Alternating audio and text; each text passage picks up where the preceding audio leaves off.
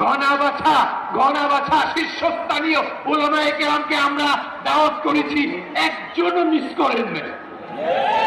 সকলকে আমরা মঞ্চে আনতে আমরা সক্ষম হয়েছি, আলহামদুলিল্লাহ।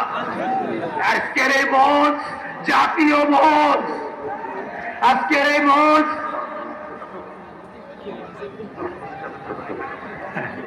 জাতীয় মঞ্চ, এটা সিরাতের মঞ্চ।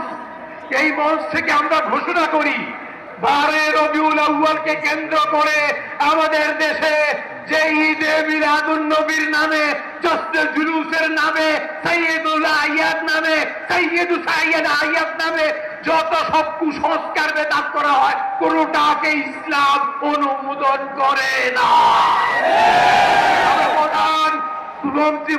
ধর্ম উপদেষ্টাকে সামনে রেখে কথাটা বলে গেলাম, এই সমস্ত যা হয় ঈদে মিলাদুন নবীর নামে যা কিছু হচ্ছে, কোনটাকেই ইসলাম সমর্থন করে না।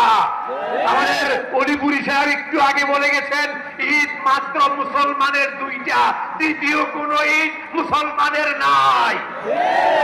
এই 12 রবিউল আউয়াল কেন্দ্রিক যত কুসংস্কার, যত খোরাফাত, যত কুসংস্কার চলছে, এগুলোর বিরুদ্ধেই আমাদের এইটা কোনো মাহফিল না, এটা কোনো মাহফিল না, আমাদের এটা একটা মুজাহারা, আমাদের এটা একটা শুটআউট, এটা শুটআউট।